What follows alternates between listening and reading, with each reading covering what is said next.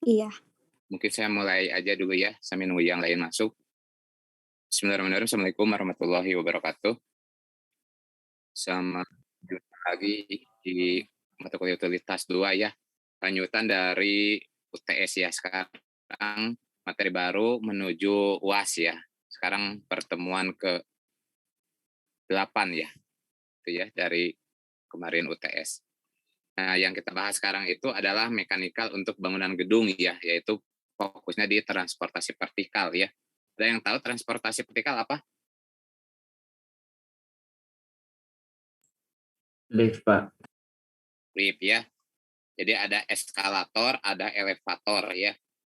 Jadi dua transportasi itu. Tapi ada juga yang kecil, ada dive waiter ya. Jadi yang pastinya yang kecil ya, itu untuk kalau di restoran. Oke. Nah, ini yang mungkin rekan-rekan sering lihat ya. Jadi transportasi yang sifatnya pengganti dari tangga umum ya atau tangga darurat itu adalah lift ya. Jadi ini merupakan transportasi yang cukup sering ya digunakan, tetapi tidak semua bangunan itu bisa diterapkan menggunakan transportasi vertikal ya, khususnya lift.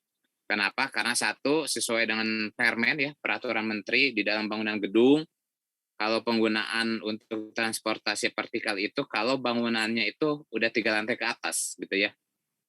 Itu di peraturan gitu ya. Terus selanjutnya adalah selain kita mengacu ke peraturan juga kita urusannya itu adalah biaya ya.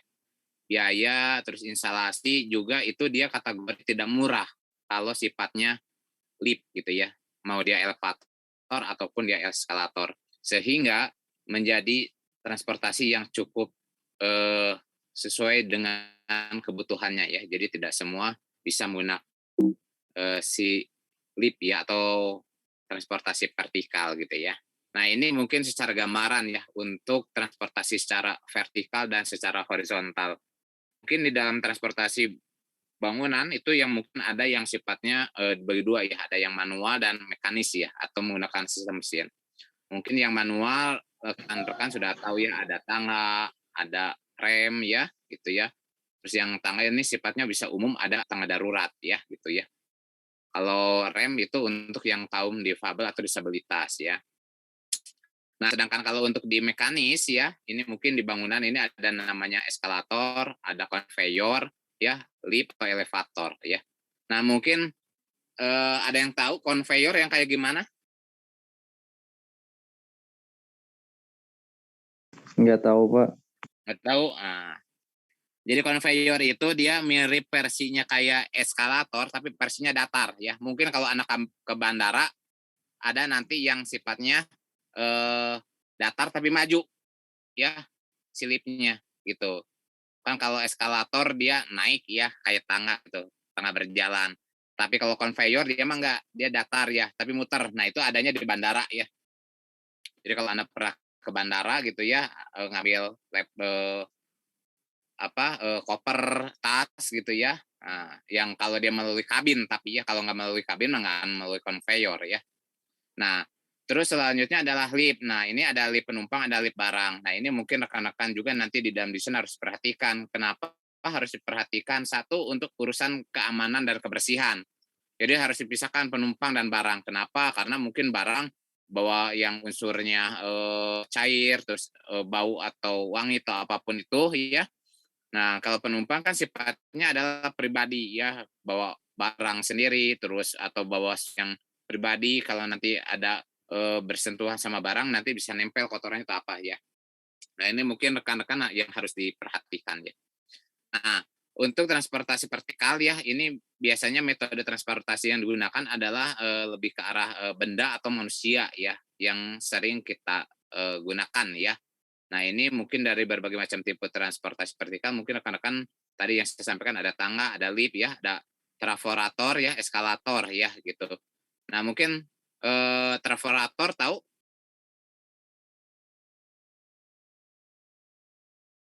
Travorator tahu? Enggak? Nggak tahu juga, Pak. Tahu, Pak. Tahu. Nah, jadi travorator itu versi konveyor tapi khusus untuk perang ya. Itu sama di bandara juga ada, malah sekarang di stasiun juga udah ada ya. traforator itu dia datar gitu ya, si lipnya, nggak kayak tangga gitu ya. Nah itu jadi traforator ya jenisnya. Nah ini untuk masalah transportasi di dalam gedung tadi ya, yang sifatnya manual mungkin rekan-rekan sudah tahu ya kalau tadi kayak tangga, rem gitu ya. Itu mungkin Anda sering ketemu ya di dalam sehari-hari. Jadi itu emang yang sifatnya manual gitu ya. Nah ini untuk ke arah mekanis yang tadi mungkin saya sampaikan ya ada eskalator, konveyor ya, lift, terus tadi travelator, eskalator gitu ya. Nah mungkin untuk bagian-bagiannya mungkin untuk tangga mungkin rekan-rekan sudah tahu ya idealnya tangga gitu ya. Mulai dari sudut kemiringan untuk tangga ini mungkin rekan-rekan juga dan bisa sudah tahu ya di lebih dari 30 derajat ya, 38 derajat misalkan gitu. Kenapa? Karena sifatnya untuk arah pijakan ya. Nah ini mungkin standar tangga juga mungkin rekan-rekan sudah tahu ya. Jadi misalkan 12 anak tangga yang digunakan misalkan nanti bordesnya misalkan penggunaan bordes ya. Jadi idealnya kalau dia udah 12 anak tangga idealnya ada bordes ya biar nggak terlalu capek gitu ya. Terus untuk di lebarnya untuk cukup satu orang 90, kalau misalkan ada dua orang bisa 180 misalkan ya. Terus kalau untuk minimalnya boleh di 110 atau 120 kalau di minimalnya. Tapi kalau mau ideal misalkan kayak untuk di rumah sakit boleh di 180. Sama tinggi balustrade ya di 80 sampai 90 cm.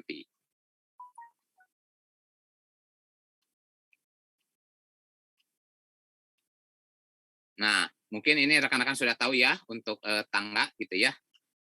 Untuk tangga. Jadi kalau di tangga Anda bisa udah tahu lah hitungannya ya. Mulai dari pijakan ya, off-tread, untread ya. Jadi maksudnya teh yang pijakan sama dengan untuk yang diinjak gitu ya. Itu mungkin rekan-rekan sudah tahu ya. Jadi minimalnya di 19 ya untuk yang dipijaknya itu lebarnya rata-rata di 23 minimalnya gitu. Tetapi rekan-rekan bisa disesuaikan ya. Jadi maksimal 19, minimal di 23 ya. Itu untuk overhead dan unread-nya ya. Jadi mungkin sudah tahu ya kalau mengenai tangga ya. Terus tangga darurat juga mungkin rekan juga sudah tahu ya tentang kemiringan, terus letak dan lain-lain ya karena udah belajar di perancangan ya. Kalau untuk yang manual ya. Nah sekarang ini yang lift ya.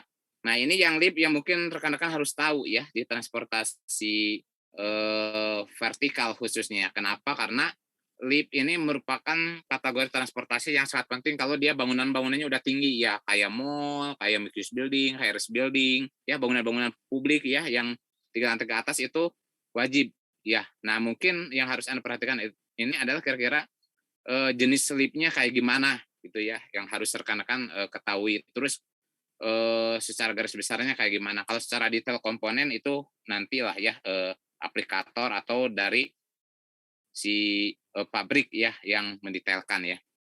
Tetapi secara umum gambarannya, nih ini persyaratan umum ya, persyaratan umum lift yang harus rekan-rekan mungkin pahami. Nah ini bangunan minimal tadi yang saya sampaikan minimal 3 lantai. Kenapa harus 3 lantai? Karena urusannya itu adalah dengan permen ya, peraturan menteri. Jadi bangunan minimal 3 lantai itu harus pakai lift. Tetapi kembali lagi tergantung fungsi bangunan itu dan biaya bangunan itu. Kenapa? Karena mahal ya lift itu. Mahal belinya, terus maintenance-nya juga lumayan. Terus yang kedua adalah jika menggunakan traction system ya, di mana dimensi kabel yang dapat digunakan minimum 12 mili. Nah ini traction system ini yang harus Anda perhatikan ini kira-kira si jaringan yang di dalam gedung ini mendukung tidak minimal di 12 mili ya. Terus selanjutnya adalah jumlah kabel 3 buah ya. Ini yang harus disediakan. Terus ada balok pemikul dari baja atau beton bertulang. Nah, ini makanya nanti kalau dia terpusat untuk sistem transportasi mulai dari tangga darurat, toilet, lift, dibikin sistem core atau sistem terpusat, ini yang harus perhatikan adalah sistem strukturnya. Nanti selain ada pemikul baja untuk nahan si lift, itu juga sistem dindingnya mau kayak gimana? Apakah sistem shear wall ya dinding geser? Apakah dia sistem core, sistem apa box aja gitu ya. Nah, itu nanti tergantung desain Anda kayak gimana ya, mau pakai dinding geser, shear wall, atau mau sifatnya menggunakan core ya, sistem terpusat menggunakan baja misalkan. Selanjutnya adalah rel lip ya dari bahan baja. Nah, ini sama ya. Jadi rel lip ini biasanya udah satu bagian dari lip kalau Anda memesan ya. Tapi ada juga yang terpisah. Selanjutnya saat operasi ruang lip ya harus tertutup rapat. Nah, ini kalau melakukan tes commissioning pengecekan ya. Jadi kalau pas melakukan operasi si ruang lip itu harus tertutup rapat. Jadi kenapa? Karena kan untuk sifatnya swing ya atau geser itu kan membahayakan ya. Makanya kalau lagi beroperasi ya si lip itu harus nutup ya, nggak boleh terbuka. Kecuali kalau dia pas kayak lobby pas bagian opening buka ya buka, tapi kalau enggak ya tertutup gitu ya sifatnya. Tunggu sebentar ada telepon masuk dulu.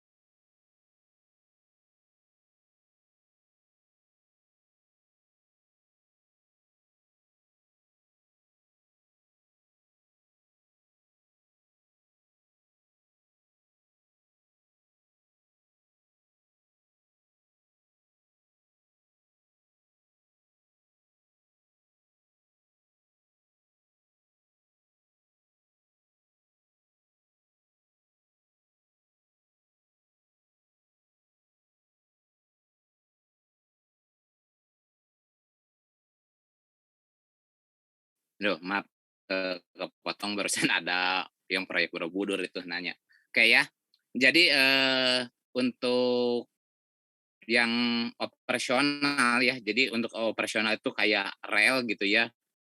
Nah ini mungkin tadi saya sampaikan, pasti menggunakan baja ya, dan ini nanti biasa ada include ya di, satuan pabrikasinya si LIP gitu ya. Jadi, apakah dia yang sifatnya jenisnya roomless, apakah dia yang duflex. Jadi roomless itu tanpa, rumah mesin ya, mesinnya ada di pinggir ngegapit gitu ya, digapit. Tapi kalau yang sifatnya duflex itu dia ada rumah mesinnya di atas gitu. Nah itu, biasanya udah include ya si baja relnya gitu. Selanjutnya saat operasi ya, nah ini mungkin tadi yang sampaikan ya, jadi harus tertutup dengan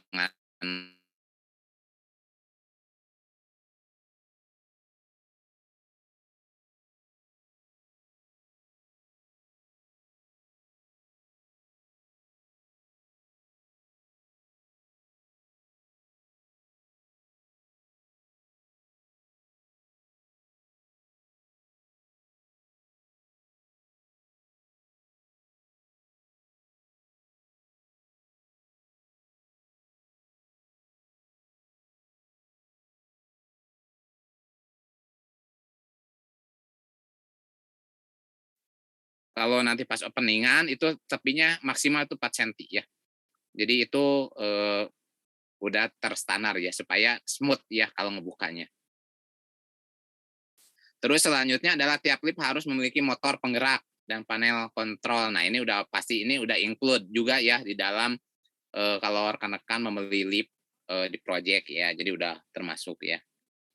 Selanjutnya adalah dasar lubang lip ya, yang harus memiliki pondasi kedap air ya. Nah ini kenapa? Karena nanti ada air AC juga ya yang netes. Nah ini mungkin, harus rekan-rekan alihkan, jangan sampai masuk ke dalam lip. Kenapa? Dalam lip itu kan, sifatnya motor sama dengan oli ya. Jadi kalau nanti ada air itu dia akan ngenap ya, karena si lubangnya itu kedap air. Jadi akan kalau ada air masuk otomatis terperangkap dan itu bisa jadi macet ya si lipnya. Terus itu adalah pintu otomatis. Nah ini udah pasti ya, jadi pintunya harus otomatis karena si lift itu sifatnya sensor ya.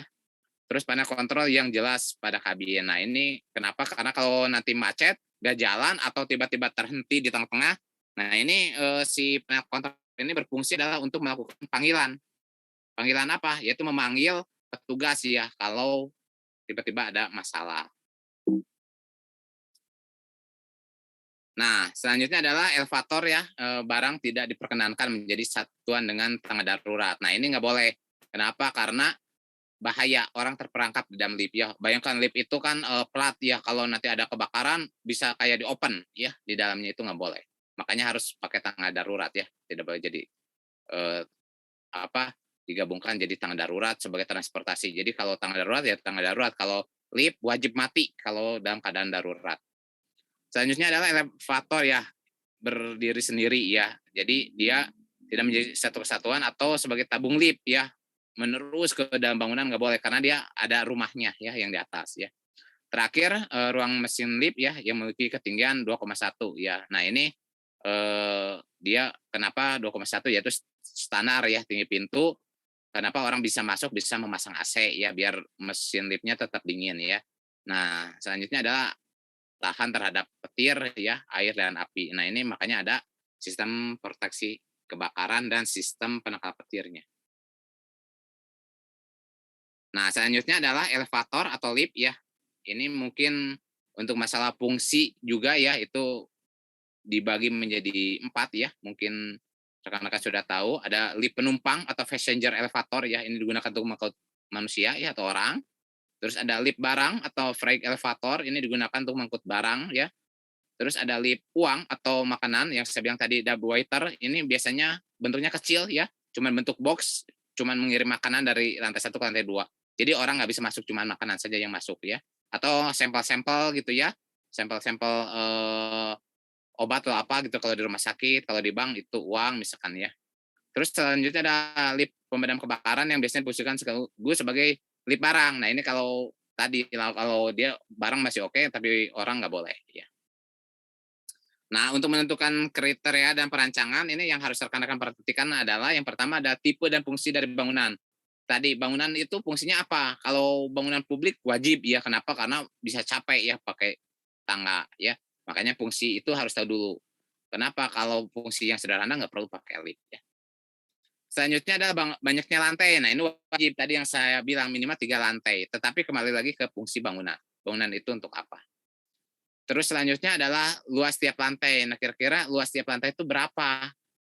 Gitu ya. Luas tiap lantai itu berapa? Nah, ini harus diperhatikan dihitung adalah untuk keperluan liftnya. Kira-kira perlu berapa lift ya? Terus kapasitas liftnya berapa orang gitu ya. Nah, ini yang harus diperhatikan. Selanjutnya adalah interval. Nah, kira-kira jarak antar lantai untuk lift itu berapa?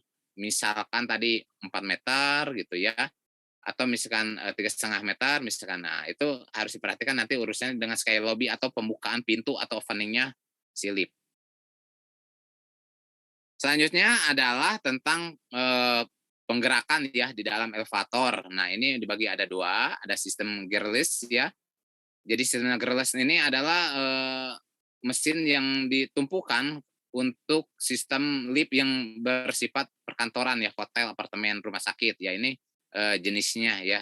Jadi sistemnya gearless ini lebih ke arah yang sifatnya roomless ya, tanpa rumah mesin gitu ya biasanya gitu ya. Jadi dia emang si mesinnya di pinggir ya, gearless atau roomless gitu ya. Selanjutnya ada sistem hidrolik. Nah, ini ada rumah mesin ya. Jadi rumah mesinnya di bawah gitu ya. Nah, ini biasanya untuk ke arah bangunan yang 3 sampai 4 lantai ya, biasanya untuk lift, makanan ya, uang dan lain-lain ya. Ini sifatnya lebih kecil gitu ya, lebih kecil ya. Sifatnya ke hidrolik gitu ya. Terus selanjutnya adalah rumah lift ya, dibagi menjadi 3, ada lift fit ya, ini biasanya di bawah ya, di bawah. Kenapa? Karena dia digunakan untuk sebagai tangga ya, tangga sistem lift ya. Ini berfungsi sebagai buffer atau sangkarnya ya, atau penyeimbang di lift. Kenapa? Karena nanti kalau ada oli ya, terus si sistem mekaniknya lift itu dia akan tertahan sama lift untuk tetap seimbang ya, tetap stabil gitu. Selanjutnya adalah ruang lunur atau hoistway ya. Nah, hoistway ini biasanya adalah untuk ke arah kereta lift ya. Ini biasanya dia lebih ke arah sistem bukaannya ini dia penggunaannya 2, kenapa? Untuk melakukan swingnya tadi. Boleh 3 boleh, tapi yang satu duanya tetap, tapi yang satunya terpisah boleh kayak gitu. Atau digabung juga boleh gitu ya. Itu tergantung desain mesin liftnya kayak gimana. Terus ruang mesin ya, ini lebih ke arah peletakan mesin ini mau di atas atau di bawah tadi sesuai jenisnya. Mau yang gearless atau yang hidrolik ya yang digunakannya. Nah, selanjutnya adalah macam-macam elevator. Nah, ini mungkin rekan-rekan bisa jadi catatan ya. Yang pertama adalah lift penumpang yang tertutup ya. Ini mungkin lebih dijumpai di kantoran ya. Gitu ya, mempunyai 4 sisi yang tertutup semua gitu ya. Sesuai kebutuhan standar. Terus kedua adalah penumpang yang transparan. Nah, mungkin Anda bisa lihat kayak di mall atau apapun itu yang melihatkan estetika interiornya ya. Jadi transparan liftnya gitu ya, kayak kapsul gitu ya, kelihatan transparan. Terus selanjutnya adalah lift untuk rumah sakit. Nah, ini biasanya khusus dimensinya ya. Tadi si belangkar bisa masuk ya ke dalam lift. Ada juga yang si liftnya tidak menerima belangkar, berarti cukup orang gitu. Ada juga kayak gitu. Terpisah. Tapi ada juga yang digabung. Bisa masuk belangkar, bisa masuk orang juga karena difungsikan biar hemat bisa. Tadi selanjutnya adalah lift untuk kebongkaran barang ya. Nah, mungkin ini biasanya untuk barang jarang diperhatikan interiornya, yang penting barang bisa masuk dengan baik, yang penting tahan api lah gitu ya. Nah, ini mungkin rekan-rekan bisa lihat ya jenisnya tadi yang transparan, yang untuk barang ya, untuk rumah sakit ya, yang bisa masuk bed hospital gitu ya, tempat tidur rumah sakit gitu ya, sama yang umum mungkin ya. Nah, ini mungkin contoh-contoh untuk lift atau elevator ya, karena kan mungkin sebagian sudah tahu ya. Nah, selanjutnya adalah eskalator ya. Mungkin ini eskalator rekan-rekan mungkin suka ke mall juga ya, udah tahu ya. Eskalator atau tangga ya. Ini mungkin biasanya rekan-rekan yang harus ketahui adalah tingginya antar lift ya. Kenapa urusannya panjangnya dan kelandaiannya ya si eskalator gitu ya. Nah ini mungkin rekan-rekan harus diperhatikan supaya nyaman gitu ya si eskalatornya karena dia cukup panjang mesinnya ya. Nah ini mungkin syaratnya yang harus rekan-rekan perhatikan. Pertama adalah dilengkapi dengan railing ya pasti ya dia ada railing ya, ada pegangan. Terus ada celah antara lantai dengan anak tangga harus rapat banget dan rapi dan smooth ya gitu supaya eskalatornya nanti bergerak dengan baik ya. Nah selanjutnya adalah perletakan eskalator. Nah ini mungkin yang harus Anda perhatikan. Ada yang pertamanya paralel, ini dekat secara paralel. Ini perencanaannya lebih menekankan arsitektural. Jadi dia sifatnya paralel, dia datar ya. Ada juga yang sifatnya crossover, ini perletakannya bersilangan ya. Nah ini mungkin lebih ke arah apa sesuai dengan bentuk bangunannya ya gitu ya. Nah ini udah dilihat juga ya secara kurang efisien dan sistem sirkulasinya tetap bernilai estetis gitu ya, cuman di efisiennya kurang ya. Atau double crossover, nah ini perletakannya bersilangan ya naik turun ya sehingga mengangkut penumpang dengan jumlah banyak bisa juga kayak gitu. Ya. Ini sesuai dengan kebutuhan saja kalau masalah perletakan. Nah ini mungkin bisa dilihat lah ya contoh yang paralel terus yang sifatnya crossover ya atau double crossover silakan ini disesuaikan saja dengan kebutuhannya ya. Selanjutnya adalah tentang transportasi vertikal juga ya. Ini tentang perhitungan ya. Mungkin ini yang rekan-rekan harus perhatikan ya. Cara menghitungnya adalah nanti sesuai dengan kebutuhannya silip ya. Berarti kriterianya apa? Yang harus perhatikan yang pertama adalah waktu tunggu ya. Kira-kira waktu tunggunya berapa atau interval atau waiting time ya. Terus yang keduanya adalah daya angkut handling atau capacity ya. Ini daya angkut handling capacity ini Anda harus diketahui dulu kira-kira berapa ya. Terus waktu perjalanan bolak-balik ya. Untuk si lift itu berapa round trip time-nya. Ini rekan-rekan harus perhatikan juga ya. Kenapa? Karena ini berhubungan nanti yang kedua adalah waktu tunggu ya. Jadi interval atau waiting time ini yang harus rekan-rekan perhatikan dulu kira-kira berapa sih gitu ya yang harus diperlukan antar bangunan gitu ya.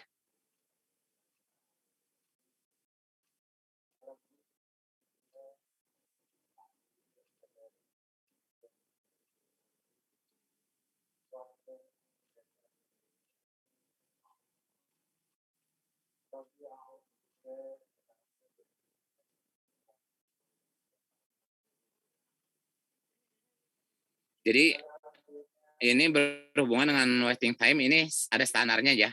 Mungkin rekan-rekan bisa menjadi acuan pertama perkantoran misalkan 25 sampai 45 detik ya. Terus flat, flat.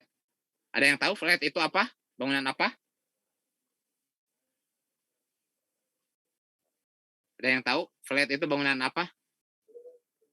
Sejenis bangunan datar. Bangunan datar. Bangunan datarnya kayak gimana? Kan ini lift atuh. Jadi flat itu bukan berarti datar ya. Jadi flat itu bangunan yang sejenis kayak misalkan rusun ya atau misalkan sejenis dengan apa rumah deret gitu ya. Itu jenisnya flat ya gitu ya. Atau apartemen gitu ya. Itu jenisnya kategori flat gitu. Nah, selanjutnya adalah hotel ya mungkin udah tahu ya. Ini sekitar 40 sampai 70 detik karena ini urusannya adalah kebutuhan ya. Kenapa si flat itu lebih besar? Karena flat itu kan penghuninya walaupun banyak nggak begitu sering aktivitasnya. Tapi kalau perkantoran, hotel, asrama ini kategori cukup tinggi pergerakannya gitu. Nah, ini mungkin yang rekan-rekan harus perhatikan sesuai dengan kebutuhan ya.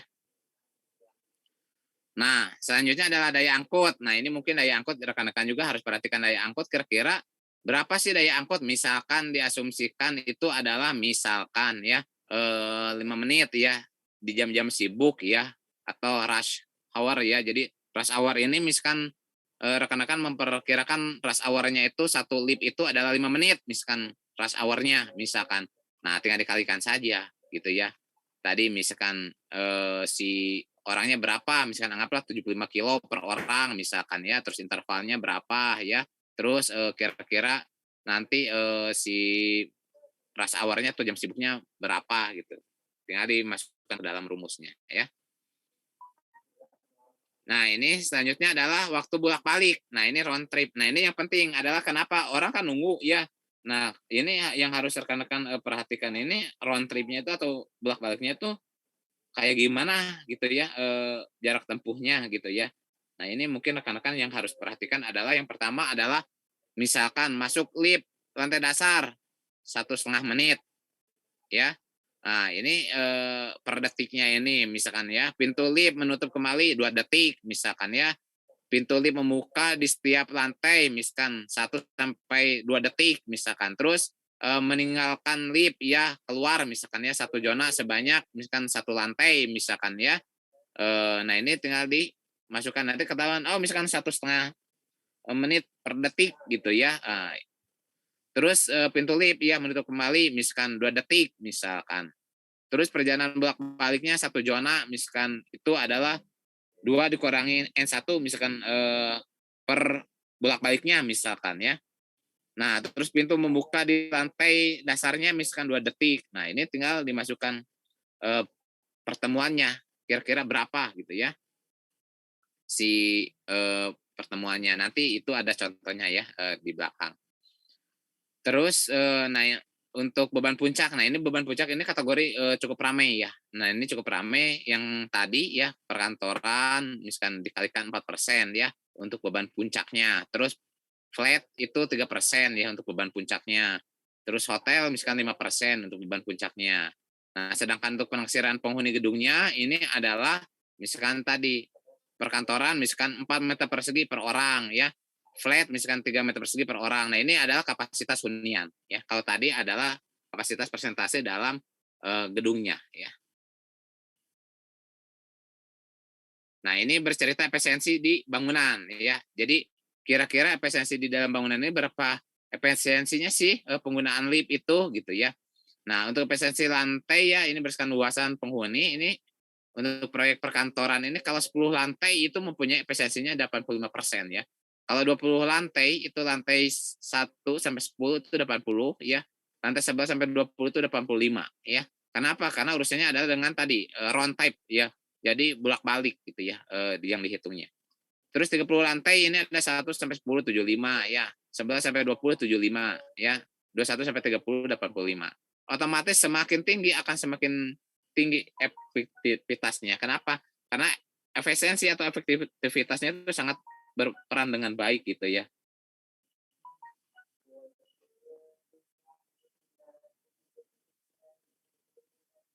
Jadi kalau semakin tinggi penggunaan lift itu sebetulnya lebih efektif ya, karena sangat cocok gitu yang membantu. Ya. Terus perhitungan dalam jumlah lift ya. Nah ini jumlah lift berdasarkan dalam 1 zona ya. Nah ini yang rekan-rekan harus perhatikan ini adalah kira-kira berapa sih 1 zonanya. Jadi 1 zona itu dalam kategori kira-kira perlu berapa lift ya. Nah ini nanti disesuaikan dengan luasan ya, luasan gedung ya. Nah itu yang tadi saya bilang yang K ya, koefisien K itu adalah luas gedung ya. Kira-kira berapa luas gedungnya gitu ya. Itu wajib dimasukkan untuk mengetahui kira-kira 1 zona itu perlu berapa lift ya. 2, 3 itu sesuai dengan kebutuhan karena urusannya pencapaian juga dari tiap ruangan itu berapa pencapaian ke lift itu. Jangan sampai liftnya kejauhan ya, 1 ya padahal luas gitu. Nah, itu harus diperhatikan juga. Nah, ini tentang daya angkut ya, daya angkut lift dalam 5 menit. Nah, ini bisa lebih dari 5 menit, 5 menit itu maksimal ya. Maksimal untuk daya angkatnya ya. Terus selanjutnya adalah korelasi ya, ini korelasi juga sama ya, kira-kira hubungan antara lift satu dengan lift lain itu gimana di dalam 1 zona ya, berdekatan atau jauh ya. Ini tinggal dimasukkan ke dalam rumus ya, luasannya kira-kira berapa ya. Nanti bisa diketahui kira-kira berapa luasannya. Nah, ini sistem zona banyak ya, kalau dia multi zona ya, zonanya banyak berarti si rumah liftnya atau si liftnya jadi banyak ya. Nah, ini sesuaikan dengan kebutuhan kira-kira ada berapa zona. Misalkan karena gedungnya banyak kayak mall, misalkan ada 2 zona atau 3 zona gitu kan. Atau misalkan 4 zona. Ini sesuai dengan kebutuhan karena urusannya itu adalah pencapaian ya, pencapaian orang kepada liftnya. Nah, ini rumusnya mungkin rekan-rekan tinggal masukkan ya untuk penggunaan lip ya sesuai dengan zonanya. Ini sama ya, tinggal ini lihat baca. Nah ini selanjutnya adalah sistem zona ya dengan sky lobby. Nah ini adalah lebih ke arah bukaannya ya. Kira bukaannya ini sky lobby ini adalah pertama adalah lantai perpindahan. Kira-kira dari lantai 1 ke lantai 2 ini berapa detik perpindahannya ya.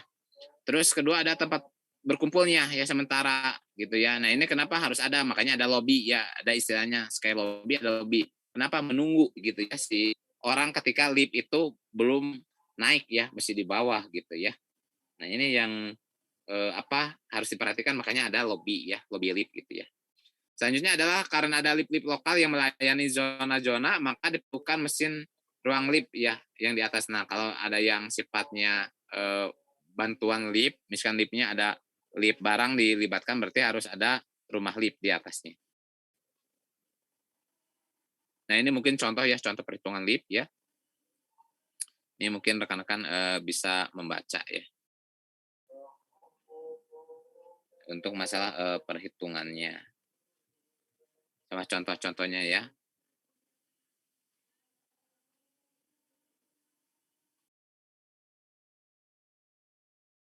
Ini juga sama ya, perhitungan.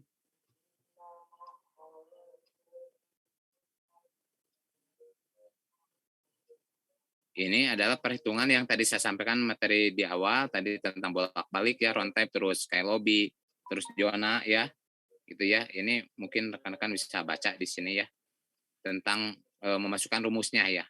Kalau contoh soalnya ada di belakang ya, contoh soal gimana nih contoh desain, misalkan ini contoh nih, misalkan kayak desain kayak gini gitu ya, desainnya misalkan kira-kira nanti si kebutuhannya kayak gimana gitu ya.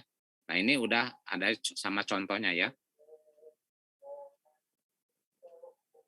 Jadi contoh perhitungannya ya, yang rekan-rekan bisa baca dan dimasukkan kira-kira berapa ya. Termasuk lip barang juga ya, barang. Kayak gitu ya, jadi untuk lip ya, atau sistem transportasi vertikal ya. Ini sebetulnya nggak vertikal aja, tadi ada elevator ya, gitu ya. Untuk lip vertikalnya, kalau eskalator untuk yang datar, travelator ya, waiter, conveyor ya, dan lain-lain. Silakan, ada yang ditanyakan dulu tentang lip?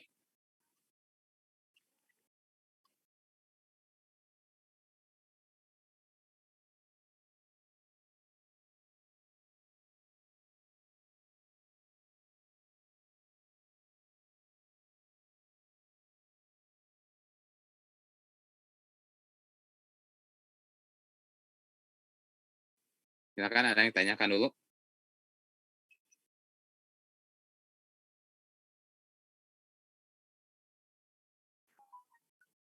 Andian mau bertanya Pak. Ya, silakan. Saya kan pernah ini Pak nonton YouTube ya Pak ya. Terus ada kejadian gitu Pak di lift atau di elevator gitu. Kayak semacam apa ya, kejeblos gitu Pak. Atau troubleshooting dalam lift itu gimana Pak? Ya, Atau di lift, di elevator. iya Pak. Cara pasangnya tuh salah apa gimana Pak? Ya, sebetulnya tadi kalau dia terjadi sampai misalkan kejeblos gitu bukan urusan kejeblos akibat masanya, sebetulnya biasanya itu loss dari si hidroliknya biasanya. Makanya kalau yang sifatnya kelemahannya hidrolik itu kalau tiba-tiba hidroliknya dia down gitu ya, kira-kira melebihi overload dari daya tampung, tiba-tiba ke bawah gitu turun. Nah, itu yang harus diantisipasi. Makanya wajib itu si kontrol itu selalu diaktifkan. Kenapa diaktifkan itu adalah supaya kalau dia over gitu ya bunyi atau tiba-tiba walaupun nggak over tapi turun ke bawah itu nggak langsung gitu ya. Nah itu sensor itu penting ya, makanya sekarang udah canggih jadi dia dilengkapi dengan sensor, jadi kalaupun dia over atau hidroliknya bermasalah itu nggak akan langsung turun ke bawah gitu si sensornya. Nah itu biasanya kejadiannya gitu kalau dia sifatnya si elevator gitu ya atau lift gitu ya. Kalau eskalator sih jarang. Kalau eskalator masanya biasanya kejepit ya. Misalkan pakai sendal jepit atau misalkan ada kain yang masuk gitu ya kalau eskalator. Tapi kalau elevator sih kebanyakannya dia apakah dayanya kurang kuat tiba-tiba turun ya ataukah misalkan si hidroliknya udah kurang bagus gitu ya. Biasanya masanya itu kalau untuk di elevator. Kalau eskalator kebanyakannya sih lebih ke arah kejepit ya.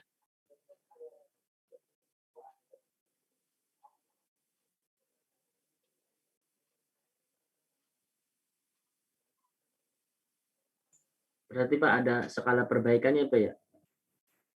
Ya, makanya sekarang wajib itu ada perawatan lift itu. Jadi biasanya lift-lift lama ya, biasanya dia di dalam per minggu itu selalu dimonitor ya pergerakannya gitu ya, terutama mall ya.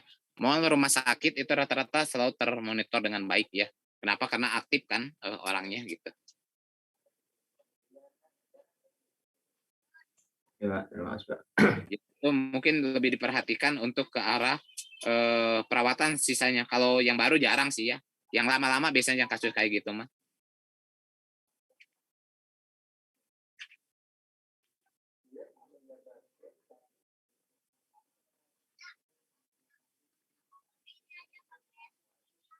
Ada lagi yang tanyakan? Pak, mau nanya Pak, Iya, silakan. kalau misalkan lift lama di bangunan lama itu bisa diganti sama yang baru nggak Pak? Kayak buat si liftnya itu. Bisa, nggak ada masalah. Kalau mau penggantian, apakah mau penggantian mesinnya saja atau ganti unit, nggak ada masalah. Cuman kan istilahnya mungkin secara kos ya kalau apa beli baru itu mahal banget ya. Maksudnya tuh kalau mungkin unitnya masih ada ya. Kalau misalkan unitnya dia nggak ada itu berarti kan ada beda dimensi. Nah itu mungkin biasanya suka ada ya bisa secara prinsip ada yang dilebarkan atau secara prinsip ada juga yang ditambal gitu ya. Kenapa? Karena dimensi lip itu kan nggak sama gitu ya. Nah ini mungkin yang harus diperhatikan. Makanya merek-merek lip itu menentukan gitu ya.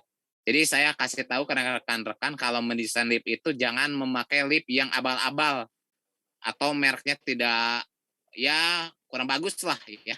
Mungkin yang saya rekomendasikan yang bagus itu misalkan LG, Sigma, Mitsubishi ya atau Hyundai gitu ya. Itu yang kategori cukup bagus rumah sakit apa lipnya ya. Mau dipakai rumah sakit, di mall atau dimanapun. Ada juga yang kurang bagus ya. Mereknya Handuk ya. Handuk itu merek dari Korea. Nah, itu kurang bagus gitu ya. Ada juga yang dari Jerman cukup bagus ya ThyssenKrupp juga gitu ya ada. Tapi mungkin di Indonesia yang umum yang saya sebutkan tadi ya Mitsubishi, LG sama Sigma gitu ya. Jadi nggak ada masalah kalau mau ganti baru gitu ya.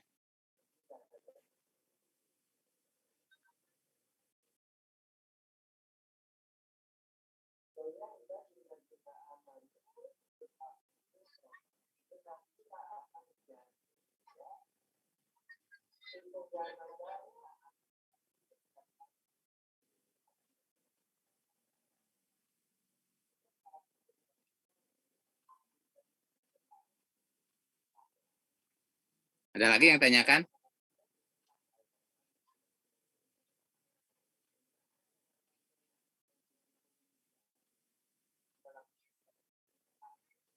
Kalau nggak ada lagi, saya akhiri pertanyaannya kalau nggak ada yang ditanyakan lagi. Karena hari ini tentang DIP.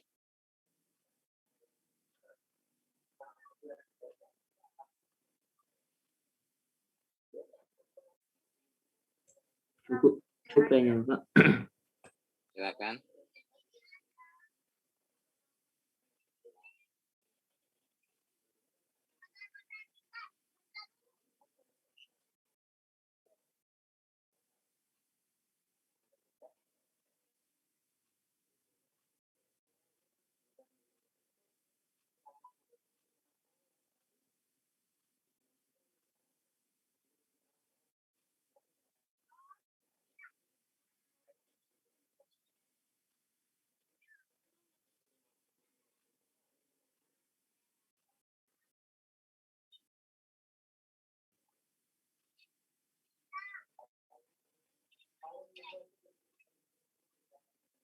Ada lagi yang tanyakan?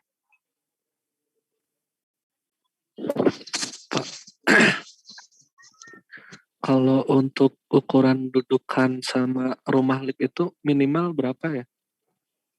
Kalau dudukan itu sesuai dengan kapasitas, ya makanya wajib dulu tahu kapasitasnya. Mau berapa orang?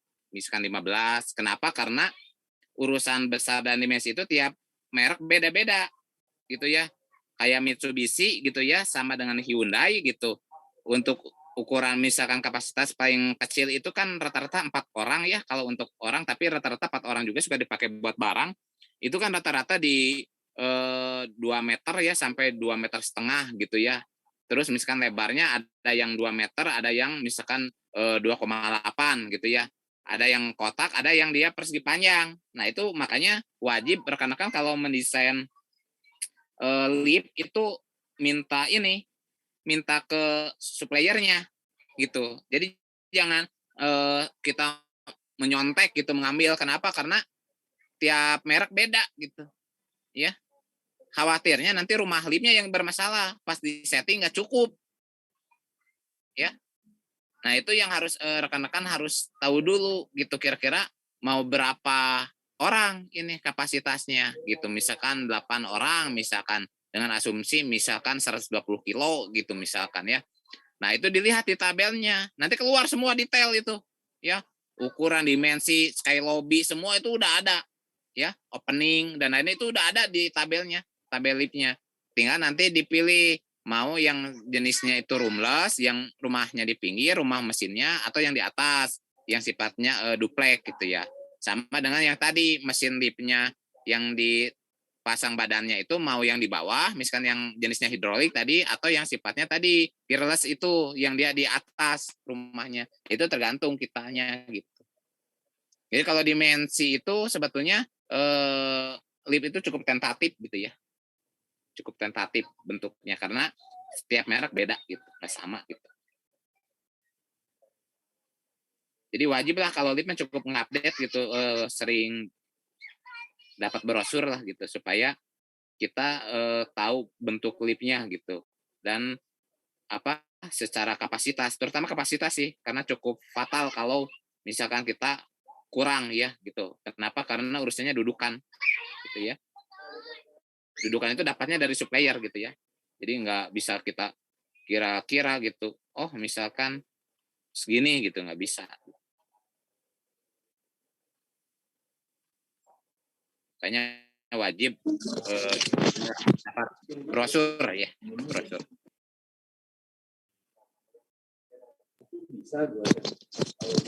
Jadi ada sebelum ngedesain lift itu harus pegang speknya dulu ya Pak betul. buat Jadi Jadi wajib punya speknya dulu. Kira-kira mau ngacu kemana? Yang tadi saya rekomendasikan contohnya misalkan Mitsubishi, Hyundai, LG yang cukup populer di Indonesia lah secara distributornya banyak. Kenapa sih pro distributor urusannya tuh maintenance ya perawatan.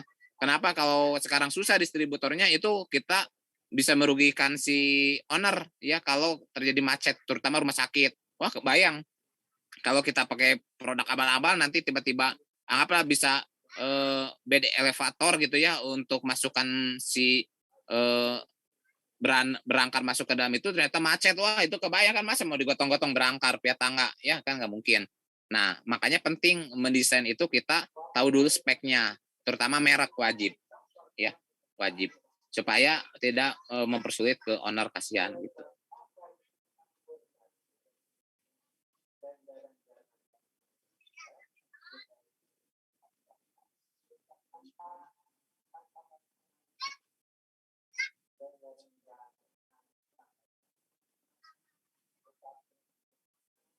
Silakan ada yang tanyakan lagi?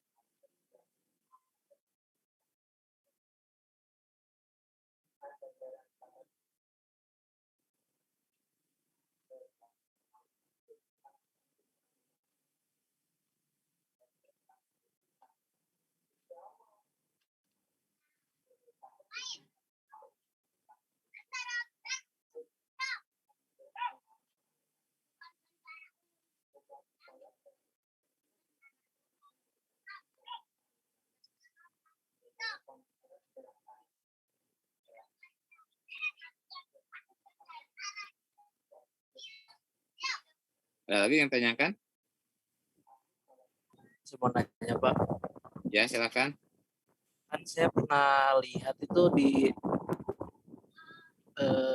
lift barang sama lift untuk orang itu katanya kan beban sama kecepatannya beda tuh Pak.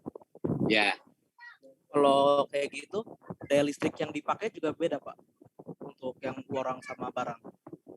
ya, makanya ini kan contohnya yang saya tampilkan ini kan daya nih, ya, daya lift, ya. Jadi contohnya berapa sih daya yang perlukan? Nah ini contohnya daya listrik yang dibutuhkan untuk lift orang sama barang nggak akan sama karena urusannya itu kan kecepatan. Makanya sekarang banyak di mall-mall kayak eskalator sekarang itu kalau dia diam pelan, tapi pas orang dia masuk jadi cepat gitu, pakai sensor namanya sensor gerak. Itu menghemat ya, menghemat listrik. Jadi kalau lift orang sama barang berbeda dan listriknya apakah berbeda udah pasti berbeda ya, udah pasti berbeda. Makanya penting menentukan kapasitas terus untuk apa gitu ya. Kalau itu elevator, kalau eskalator sekarang banyak di mall yang kalau dia diam gitu ya, si eskalatornya jadi pelan jalan tangganya gitu ya. Tapi tiba-tiba ada orang naik jadi tangganya cepat gitu ya.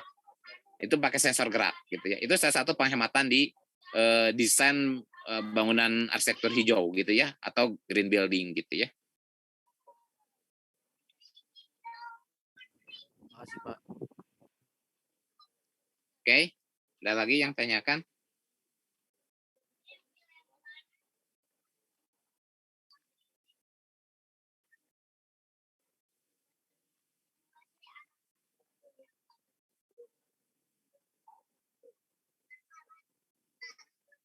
Kalau nggak ada, saya akhiri gitu untuk perkuliahan hari ini gitu ya.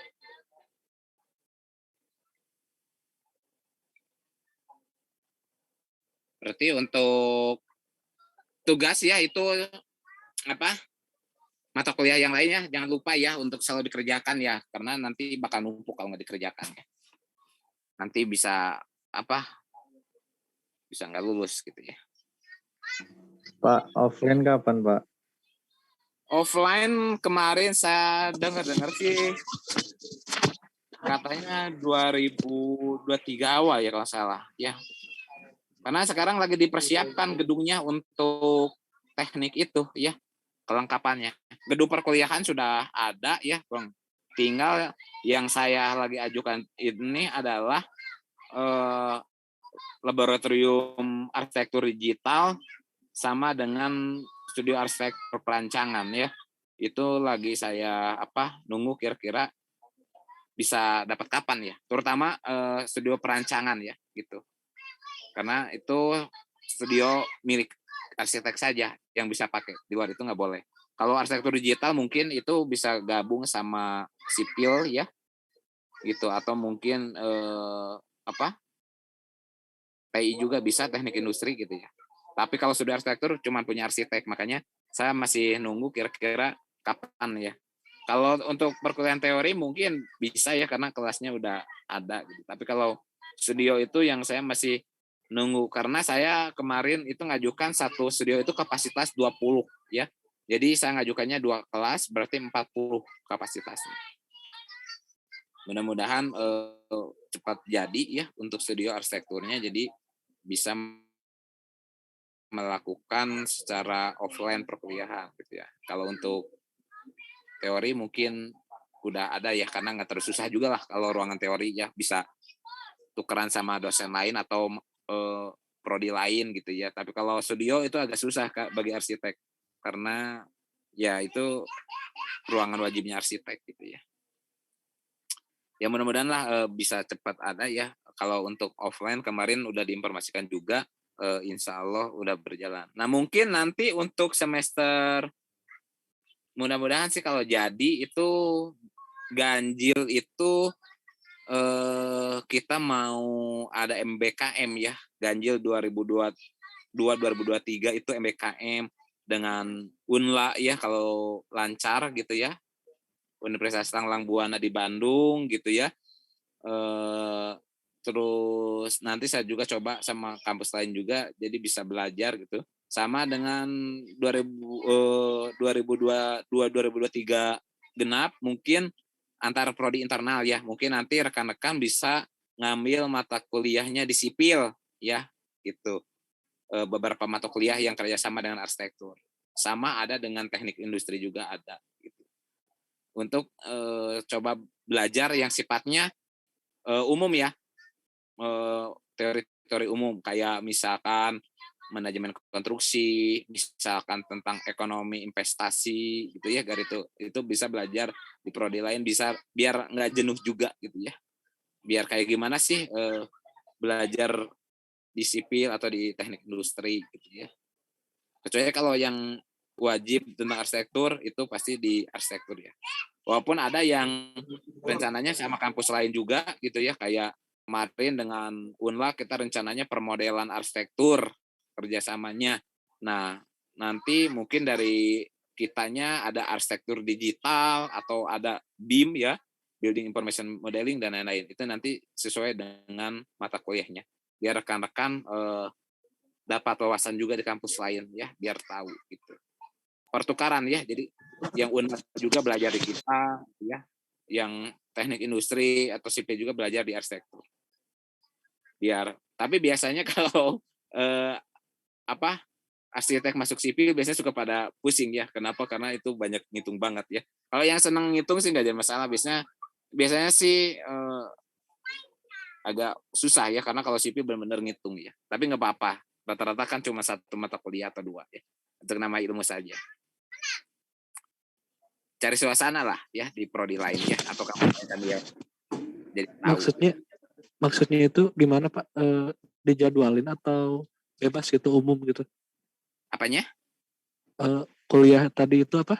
Kerjasama itu? Oh, MBKM MBKM apa? itu nanti ditentukan. Itu mata kuliahnya. Jadi ceritanya dikonversi gitu, Dendi. Jadi misalkan Dendi ngambil mata kuliah manajemen konstruksi ya di arsitektur. Kan ada nih. Nah, tapi ngambilnya nanti mata kuliah manajemen konstruksinya nggak di arsitektur tapi di sipil gitu. Jadi belajarnya di prodi lain, yang ngajarnya juga prodi lain, tapi nanti mata kuliahnya dikonversi di arsitek gitu. Jadi seolah-olah nilainya dari arsitek padahal mah dari prodi lain, ilmunya dari sana gitu. Tapi bisa aja belajarnya tuh utuh satu mata kuliah, bisa aja belajarnya cuma 10 kali pertemuan, 2 kali pertemuannya di arsitek karena misalkan ada materi khusus, nggak apa-apa. Nanti sesuai kebutuhan dosennya. Gitu. Jadi itu hubungannya nanti dengan kontrak ya, dengan kontrak melakukan perwalian. Oh, jadi karena tetap masuk nilai ya Pak? Masuk. Ya kalau nggak masuk kan rugi kan. Masa kuliah di prodi lain gitu ya, atau di kampus lain nggak masuk nilai, buat apa buang-buang waktu ya gitu. Itu. Jadi kita pastilah gitu ya ditukar jadi nilai gitu ya. Cuman supaya biar nggak jenuh juga ya mahasiswa belajar di prodi lain, di kampus lain, biar tahu ya. Tapi mungkin sementara kuliahnya masih online kalau kampus lain. Di kita juga mungkin kebanyakannya masih online ya, karena terbatas dengan jarak ya. Itu. Mudah-mudahan sih kalau saya juga nanti yang di Bandung, kalau di Bandung yang asistensi studio bisa offline ya. Misalkan nanti studio untuk PA3 pingin konsultasi ya ke kampus boleh ya. Nanti bisa misalkan janjian dengan dosennya, dengan saya, dengan Bu Iza misalkan ya, atau Bu Sri ya, atau misalkan tapak, atau misalkan mata kuliah yang sifatnya studio, terutama mau asistensi offline di kampus boleh, silahkan ya, nggak harus online ya. Ya kali-kali misalkan mau nengok ya. Denny pernah ke kampus kah? Pernah Pak. Berapa kali? Bisa dihitung ya? Bisa dihitung Pak. Bisa dihitung ya? Bisa dihitung jari. Iya, karena kebanyakannya online gitu ya. Nah, jadi bisa lah gitu ya. Jadi kalau mau secara offline bimbingannya ya, gak ada masalah gitu ya. Mau nanya Pak, terakhir mungkin Pak. Ya, silakan. Di kan kebanyakan di kita kan ada yang belum punya laptop atau PC buat ngerjain digital. Nah di kampus itu ada ini nggak Pak, PC buat dipinjemin atau gimana Pak? Soalnya belum semua juga. Kalau di Bandung itu kita ada 20 komputer yang canggih ya, bisa sampai ke render, bisa gitu ya. Speknya udah tinggi, itu untuk kategorinya high ya, tinggi ya. Jadi bisa dipakai kalau mau tiba-tiba lagi ada tugas PA nih ya, PA studio mau ngerender pakai Lumion ya, misalkan, atau pakai 3D Max atau apapun itu bisa ya. Tinggal janjian sama kepala labnya gitu ya. Misalkan berapa orang gitu ya. Cuman kebetulan komputernya cuma 20 yang canggihnya. Kalau yang komputer biasa ada juga ya, tapi yang canggih itu 20 ada di kampus. Nah, untuk yang di Banten masih saya upayakan ya, kalau yang di Banten. Kalau yang di Bandung mah udah ada ya. Udah lama itu mah, di Bandung udah ada lah gitu ya si komputernya. Jadi bisa dipakai kalau mau ngerender, mau ngerjain, boleh-boleh saja selama itu janjian dulu ya. Karena kalau komputer yang 20 itu nggak sembarangan bisa pakai karena kategori spek tinggi ya. Kalau yang jadi ada 2 lab ya. Ada namanya lab dasar kalau di Bandung itu, ada lab multimedia. Nah, komputer yang canggih itu adanya di lab multimedia ya. Nah, kalau lab dasar itu biasanya yang pakai itu anak informatika ya, elektro, karena mereka softwarenya nggak berat-berat kayak arsitek atau misalkan sipil ya gitu. Kalau kita kan cukup berat ya karena ada rendering outputnya, sedangkan kalau yang lain kan nggak ada gitu. Nah, jadi bisa gitu ya, boleh. Sebetulnya harusnya kayak mata kuliah BIM, terus komputer arsitektur digital itu tuh offline tuh pasti di lab, nggak akan teori, cuma karena pandemi aja gitu ya.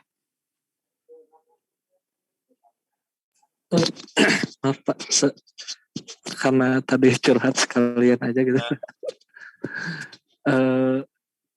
Kalau untuk yang ini Pak, kan dari kelas B kebanyakan ada yang telat-telat tuh kayak ngumpulin UTS atau tugasnya mungkin ya. Itu masih boleh ngumpulin nggak Pak? Gimana? Ya Kak, untuk kelas B gitu, ada yang beberapa yang belum ngumpulin UTS gitu, sama itunya apa masih boleh ngumpulin nggak? Maksudnya dapat nilai nggak ya, walaupun mungkin ada pengurangan gitu atau gimana? Masih boleh nggak gitu? Ya kalau masalah ujian sih harus sesuai jadwal ya. Yang gini, ujian yang sifatnya dikerjakan di hari ini, masukkan lewat jam juga kan pemotongan. Apalagi lebih lewat dari hari ini, ya gitu. Ya sama lah kalau kayak anak misalkan ya kerja, misalkan kerjanya tuh dari Senin sampai Sabtu. Anak misalkan kerjanya sampai Jumat, Sabtunya dibayar nggak kira-kira? Ya, kayak gitu. Ya, jadi diusahakan ngumpulkan itu sesuai harinya, ya. Urusannya nanti mau dikurangi atau apa itu dilihat gitu ya. Tapi intinya dikumpulkan di hari itu, gitu ya. Kan sama kayak Anda juga kan kerja. Anda kerja ngantor dari Senin sampai Sabtu. Anda mah dari Senin sampai Jumat gitu ya, Sabtunya nggak masuk gitu ya. Nah, kan nggak bisa. Nanti dipotong ya. Tuh, ya. Ya ini kalau dari kita yang sambil kerja tuh agak sulit itu pas bulan puasa Pak. Waktunya dikit banget gitu, jadi pada keteter untuk yang semester sekarang. Iya, itu emang ya kita juga kan kayak saya juga kan ngatur waktu, misalkan ya habis taraweh apa, emang sih kendalanya itu gitu ya, kalau ketemu sama ya bukannya gimana ya bulan Ramadan tuh, tapi ya emang kan kita harus manajemennya agak ekstra kalau Ramadan itu gitu ya. Jadi ketemu dengan buka, nanti ketemu lagi taraweh ya, apalagi kalau yang mau tadarusan gitu ya. Tapi ya emang harus diupayakan lah gitu ya, jadi supaya bisa optimal gitu ya mengumpulkannya gitu. Betul Pak. Karena untuk kerja doang aja udah ngantuk-ngantukan gitu. Tambahan tugas, waduh. Iya gitu. Saya juga dulu gitu ya, ngerjain tugas, ngegambar, pakai Rapido, tok potong Rapidona. Wah, kemana-mana tintana gitu ya, udah ngantuk. Ngulang deh ngegambarna gitu ya. Oh, ganti lagi kalkir gitu ya. Nah, jadi ya istilahnya ya emang lah, ya perjuangan lah ya bagi kelas karyawan ya, karena saya juga dulu kuliah sambil kerja, ya itu emang perjuangannya gitulah uniknya ya yang kuliah sambil kerja itu gitu ya. Jadi perjuangannya belum dari kantor hujan-hujanan ke kampus ya, pas datang ke kampus dosennya nggak ada gitu ya, udah ngeprint udah ini gitu ya, ya diupayakan ujung-ujungnya tuh ya. Jadi ya mudah-mudahan aja lah bisa apa optimal gitu ya nilainya. Ya kalaupun nggak ada, saya dari prodi nanti menyediakan juga ada SP ya, semester pendek gitu ya untuk melakukan perbaikan gitu. Cuman tadi minimalnya 5 orang gitu ya untuk SP itu. Oh iya ada ya Pak. Kan nanti ada rencana offline ya Pak. Iya. Kalau untuk yang di Bandung gimana Pak? Misalkan kita ngulang di semester ya di semester sebelumnya gitu, di semester di tingkat 2 gitu. Itu kan yang lain offline, kita gimana Pak yang di Bandung gitu? Kan Yang nggak lain mungkin offline? ke Banten gitu. Iya kan ada rencana tahun depan itu offline katanya. Kalau angkatan saya ada yang ngulang itu gimana ya Pak? Ya di Bandung aja tetap. Emang mau kemana? Jadi bisa online gitu, nggak perlu bareng sama kelas yang offline gitu? Enggak, pokoknya di Bandung juga offline. Iya. Kalau nanti udah serentak offline semua. Ya, mau Bandung mau Banten sama. Ya. Baik Pak, terima kasih. Ya. Cuma nanti kalau yang khusus Banten, emang saya harus ngatur dulu jadwal dosennya karena urusannya jauh. Ya, kalau Bandung mah normal-normal saja ya, offline mah nggak ada kendala. Yang Banten nih, yang saya agak pusing ya, karena jauh terus harus ngatur dosen juga. Kira-kira dosen ini kapan bisanya? Terus mungkin akan kebanyakan juga sifatnya di dirapel ya kuliahnya. Bisa berapa kali pertemuan gitu ya, sekali ketemu tuh karena ya kita kan kalau tiap minggu ke sana juga kan gempor juga ya gitu ya. Jadi mungkin 2 minggu sekali gitu mungkin ya kesananya gitu. Nah itu dipadatkan gitu ya. Jadi 1 minggu yang harusnya 2 minggu gitu ya. Mungkin kayak gitu. Tapi kalau Bandung sih normal-normal saja, ada masalah ya offline itu. Oke, ada lagi yang tanyakan? Kalau nggak ada, saya akhiri ya perkuliahan hari ini. Mudah-mudahan lancar semua ya sampai dengan yang diharapkan karena terutama angkatan 2020 ya yang terakhir di Bandung ya karena 2021 itu udah Banten semua ya. Mudah-mudahan 2020 itu semuanya ya maksudnya bisa lulus tepat tahun gitu ya. Lulus tepat tahun. Angkatan Dendi ya itu 2020 tuh ya. Amin Pak. Makanya nggak tahu nih yang anak sore sisa berapa ya. Saya sih harapkan semua anak sore yang angkatan DNI yang kemarin masuk atau ikut tuntas semua gitu ya. Walaupun nanti ada sebagian ya anggaplah jadi ketinggalan kereta ya, yang mudah-mudahan bisa mengejar gitu ya. Jadi bisa mengikuti kelulusan karena di Bandung sejauh ini belum ada lagi info penerimaan jadi terakhir angkatan DNI gitu ya. Dan itu insya Allah dituntaskan di Bandung ya, tidak di Banten ya. Jadi semua akan dilakukan kelulusannya di Bandung. Oke, gitu ya. Saya informasikan untuk perkuliahan hari ini. Mudah-mudahan dikasih kelancaran kesehatan selalu. Saya akhiri. Wassalamualaikum warahmatullahi wabarakatuh. Waalaikumsalam warahmatullahi wabarakatuh.